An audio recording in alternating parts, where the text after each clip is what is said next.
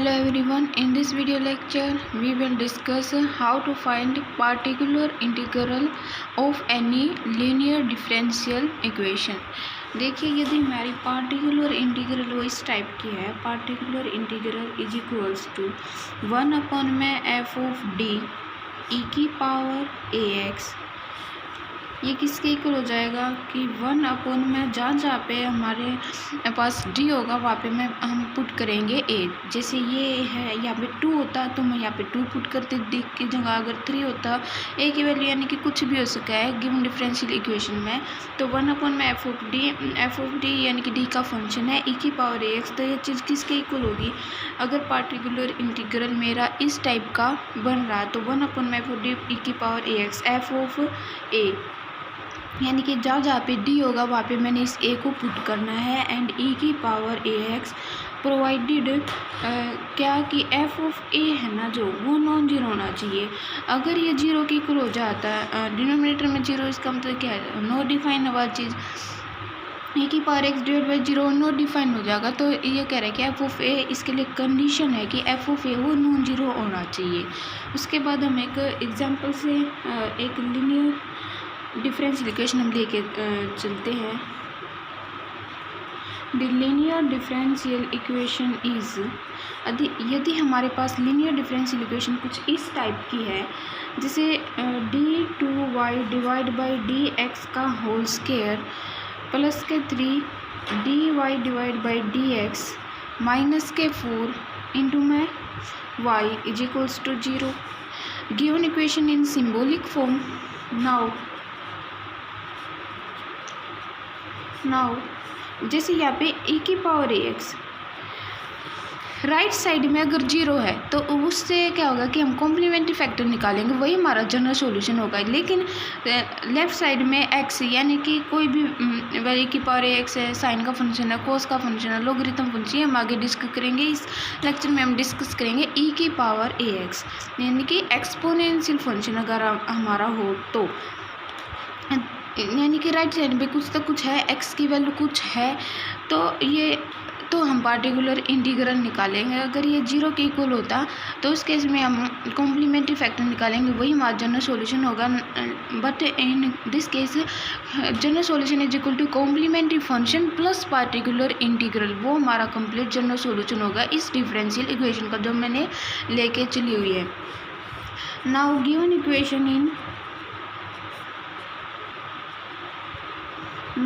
Equation in symbolic form is, symbolic form में हम इसको कैसे लिखेंगे?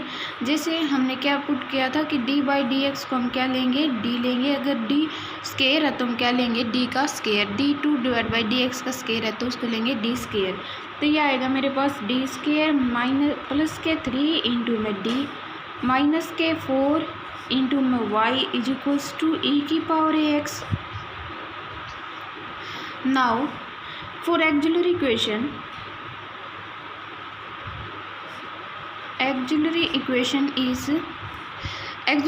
के लिए हम क्या करते हैं कि जो y का कोफिशिएंट है उसको 0 के इक्वल इक्वेट करते हैं। तो हमारे पास क्या आएगा? D square plus K 3d minus के 4 इज इक्वल टू 0। उसके बाद हम इसके फैक्टर बनाएंगे। डी स्क्वायर यानी कि जिनका ऐड करें तो 3d आए, लेकिन हम अगर उनको मल्टीप्लाई करूँ तो माइनस के 4d स्क्वायर। तो मैंने इसको ले दिया माइनस, ये आ जाएगा प्लस के 4d और माइनस के d। अगर मैंने इनको ऐड किया तो 3d आएगा एंड अगर मैं इनके मल्टीप्लाई करूँगी तो माइनस के 4d स्क्वायर माइनस के 4 इज इक्वल टू 0। यहाँ से d कॉमन आया, d प्लस 4, यहाँ से माइनस के 1 कॉमन आया तो d plus 4 is equal to 0। Then d minus के 1 एंड d प्लस 4 ये इसके क्या आगे फैक्टर है, विच इम्प्लाइज दैट d माइनस के 1 इज इक्वल्स टू आइदर ये 0 यानी कि d माइनस के 1 is equal to 0 and d plus के 4 इज इक्वल टू 0। यहाँ से d आया मेरे पास 1 और यहाँ से d आया मेरे पास माइनस के 4। तो इसका जो कॉम्प्लीमेंट्री फैक्टर है, दोनों रूट कैसे हैं? रियल है और डिस्टिंक्ट है। तो इसका कॉम्प्लीमेंट्री फैक्टर क्या होगा? Complementary factor is equals to c1 e की पावर रूट 1 है, e की पावर a की जगह हमारे पास क्या आएगा? x 1x प्लस का सी टू ई की पावर माइनस के 4x, ये मेरा कम्प्लीमेंट्री फैक्टर होगा। जनरल सॉल्यूशन कैसे आएगा इस डिफरेंशियल इक्वेशन का वो आएगा general solution is equal to complementary function plus particular integral.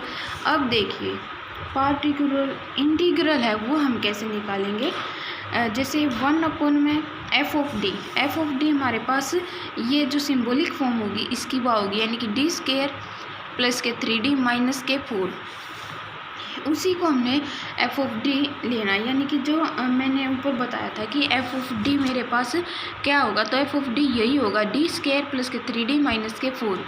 Her F D is equals to D square plus K 3d minus के 4। अब यहाँ पे पुट कर दे D square plus K 3d minus के 4, उसके बाद e की पावर ax। लेकिन अगर मैं यहाँ पे जनरल ना लेकर जैसे 2 3 कुछ ऐसी वैल्यू मान लिया मैंने यहाँ पे 2 ले लिया, तो यहाँ पे क्या आएगा e की पावर 2 आएगा, यानी कि अब यहाँ पे क्या आएगा e की पावर 2x, यानी कि मैंने 2 इसलिए लिया कि इसे ये पता चल जाए अगर मैंने ए लिया तो कंडीशन हो जाएगी कि a नॉन जीरो होगा। इसमें हम देखिए विच इम्प्लाइज दैट अब क्या करना है कि जहाँ पे डी होगा वहाँ पे मैंने इसे ए को पुट करना, लेकिन इस डिफरेंशियल इक्वेशन में क्या लिया हुआ मैंने 2 लिया हुआ है, तो जहाँ पे मेरे पास डी है वहाँ पे मैं क्या लूँगी 2। उसके बाद देखिए 1 में डी स्क्वायर, यानी कि 2 डी की जगह 2 और उसका स्क्वायर है तो 4 आएगा, 4 प्लस के 6 माइनस के 4 ई की पावर 2x, 4 से 4 कट गया इज इक्वल्स टू ई की पावर 2x डिवाइड बाई 6। ये मेरा क्या होगा is equals to particular integral मेरे पास या होगा ये होगा। उसके बाद now general solution of given differential equation is, general solution मेरे पास क्या होता है कॉम्प्लीमेंट्री फैक्टर, या फिर हम इसको बोलते हैं कंप्लीट सॉल्यूशन प्लस के पार्टिकुलर इंटीग्रल। उसके बाद देखिए कॉम्प्लीमेंट्री फैक्टर मेरे पास क्या आया था कि c1 e की पावर x प्लस के c2 e की पावर माइनस के 4x, c1 e की पावर x प्लस के c2 e की पावर माइनस के 4x। उसके बाद pi मेरे पास क्या आया e की power 2x divide by 6 plus e की पावर 2x डिवाइड बाई 6, तो ये मेरा क्या होगा जनरल सॉल्यूशन होगा ऑफ गिवन डिफरेंशियल इक्वेशन का। ये मेरे पास जनरल सॉल्यूशन होगा डिफरेंशियल इक्वेशन का c1 e की पावर x प्लस के c2 e की पावर माइनस के 4x प्लस के c e की power 2x divide by 6, complementary factor plus particular integral. उसके बाद कुछ केसेस ऐसे होते हैं कि मैं अगर यहाँ पे जैसे 1 में यहाँ पे डी की जगह मैंने ए पुट किया, ये 0 आ जाए, 0 आ गया तो केस ऑफ फेलियर आ जाएगा, which implies that if F of A is equal to 0, तो ये क्या होगा हमारा केस ऑफ, इसको हम बोलते हैं कि केस ऑफ फेलियर। वो कैसे, जैसे 1 में एफ ऑफ डी ई की power ax is equals to 1 में अगर डी की जगह मैं ए को पुट करूँ तो वो 0 आ जाए, यानी कि चीज़ 0 आ जाए ई की पावर ax, तो ये हमारा क्या आ गया केस ऑफ फेलियर आ गया। तो इसको हम आगे कैसे सोल्व करेंगे, is equals to x into में 1 में डिफ्रेंशिएट करेंगे डी के रिस्पेक्ट में किसको, ये है जो D square plus K 3d minus के 4, इसको हमने डिफ्रेंशिएट करना पड़ेगा।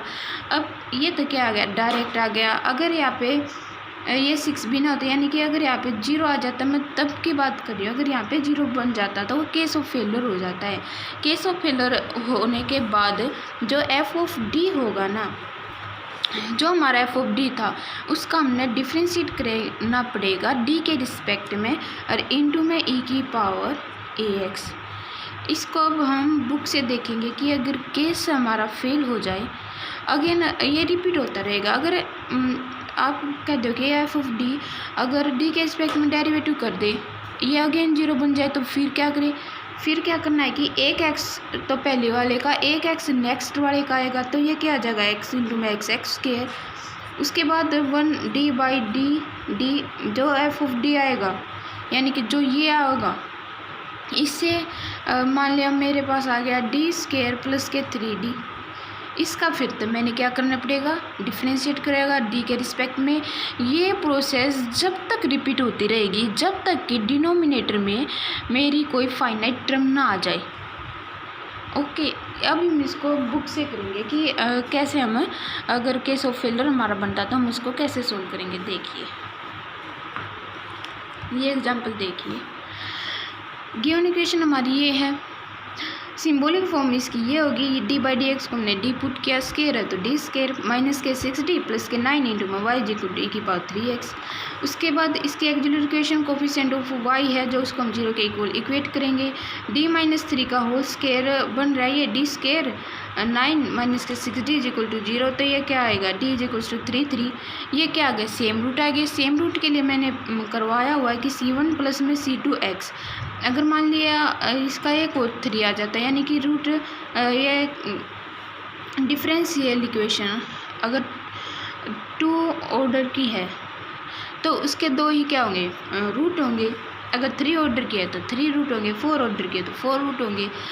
d equals to 3। Complementary factor क्या होगा, ये दोनों इक्वल है, c1 प्लस में c2x, एक और होता तो c3x के रह जाता, लेकिन नहीं है, हमारे पास 2 ही हैं, तो c1 प्लस में c2x e⁻3x। उसके बाद pi हमारे पास क्या आएगा, 1 में f ऑफ d, यानी कि इसी चीज़ को तो इन्होंने ऐसे लिखा हुआ है d-3 का होल स्क्वायर e⁻3x।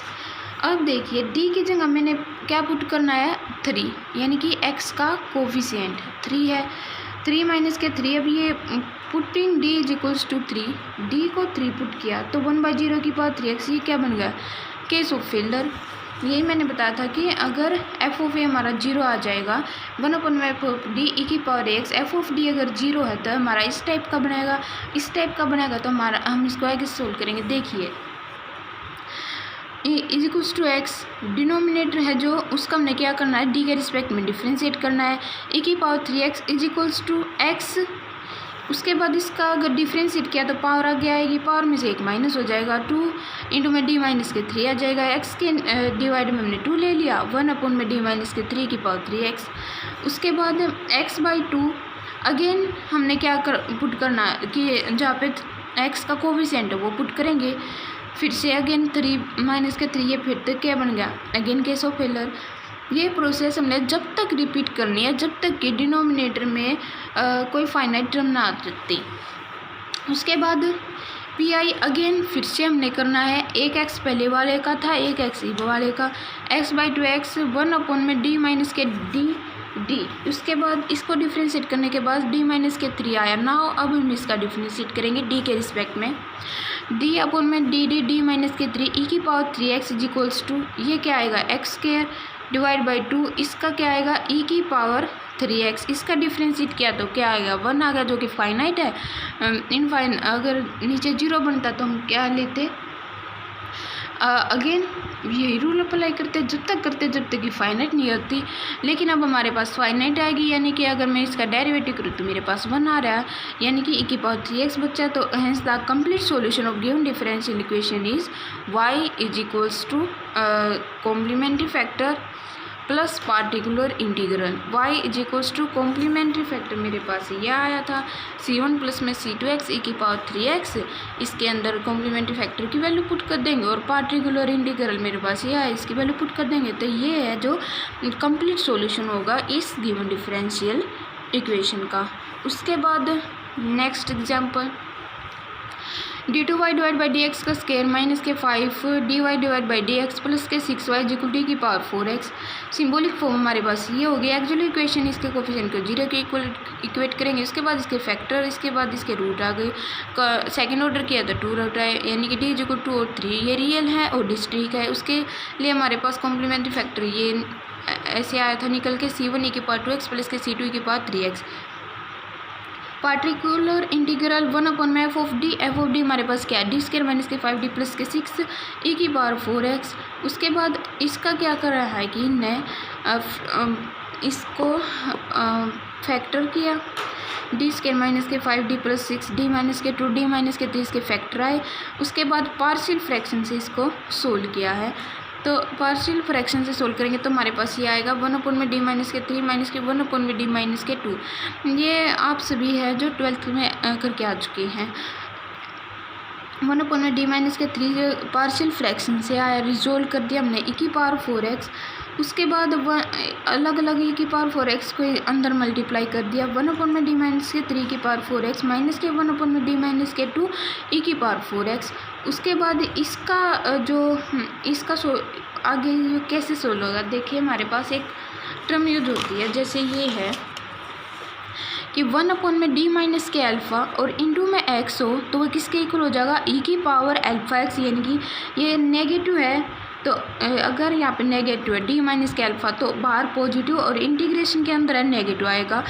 अगर आपके क्वेश्चन में डिफरेंशियल इक्वेशन कोई ऐसे आ जाए कि अगर वहाँ पे d प्लस अल्फ़ा बन जाता है, d प्लस अल्फ़ा, तो बाहर क्या आएगी, नेगेटिव टर्म आएगी, अंदर क्या आएगी, यानी कि इंटीग्रेशन के साथ जो आएगी वो पॉजिटिव आएगी। देखिए ये बिल्कुल ऐसे ही बना है, 1/d माइनस के अल्फ़ा, भी यहाँ पे अल्फ़ा मेरा क्या है 3 है, तो e⁴x बाहर क्या आएगा पॉजिटिव, इंटीग्रेशन के साथ जो अंदर आएगा वो आएगा मेरा नेगेटिव e⁻−3x इंटू में e⁴x, ये पहले से ही था e⁴x इंटू में dx। उसके बाद माइनस e⁴2x, ये भी सेम है, यहाँ पे क्या है 2 है तो 2 और इंटीग्रेशन के अंदर आएगा जो वो नेगेटिव आएगा। अगर यहाँ पे बाई चांस पॉजिटिव वैल्यू होती d प्लस 2 तो यहाँ पे माइनस का 2 आता है, ये प्लस का ये माइनस का आता है, ये प्लस का आता है, e⁴x इंटू में dx। अब इसको हम सोल्व करेंगे, equals to e⁻3x integration E base same then power add minus के 3x प्लस के 4x क्या आया, x आया, यानी कि e⁴x इंटू में dx माइनस e⁴2x इंटीग्रेशन किसका, base same then power add e⁴2x बचेगा, dx is equals to e⁻3x। e⁻x का इंटीग्रेशन हमेशा e⁻x ही रहेगा। ओके, उसके बाद देखिए माइनस e⁻2x का इंटीग्रेशन e⁻2x, और जो x अगर मैं फिर 2x का करूँगी तो x का किया तो क्या आएगा 2 इंटीग्रेशन के केस में 2 क्या कहाँ पे जाएगा, डिवाइड में, डिफ्रेंशिएशन करते जब वो कहाँ पे आता है, मल्टीप्लिकेशन में आता है। उसके बाद पार्टिकुलर इंटीग्रल हमारे पास ये आया, base same then power add e⁴x minus के इसके प्रोडक्ट की base same then power add e⁴x divide by 2 is equals to 1/2 e⁴x, यानी कि ये आया विच इम्प्लाइज दैट e⁴x कॉमन निकाल लिया और 1 माइनस के 1/2 अगेन 1/2 इंटू में e⁴x। उसके बाद इसका कंप्लीट सॉल्यूशन होगा y is equals to complementary factor की वैल्यू पुट कर देना, उसके बाद पार्टिकुलर इंटीग्रल की। तो ऐसे हम निकालते हैं, अगर मेरे पास क्या हो, यानी कि इस टाइप की अगर इक्वेशंस हो, अब 1/d⁴x, तो हम क्या करते हैं, d की जगह सिर्फ इससे a को x के कोफिशिएंट से रिप्लेस करेंगे, यानी कि a अगर केस ऑफ फेलर है तो हम ऐसे ये अप्लाई करेंगे कि डिनोमिनेटर को जब तक डेरिवेटिव करते रहेंगे जब तक कि वो फाइनाइट ना आ जाए, फाइनाइट आते ही वही हमारा पार्टिकुलर इंटीग्रल बन जाएगा। तो ऐसे हम इसको सोल्व करते हैं। नेक्स्ट लेक्चर में हम अगला पार्टिकुलर इंटीग्रल देखें, जैसे साइन, कोस, लॉगरिथम, इस टाइप के हम पढ़ेंगे। Thank you.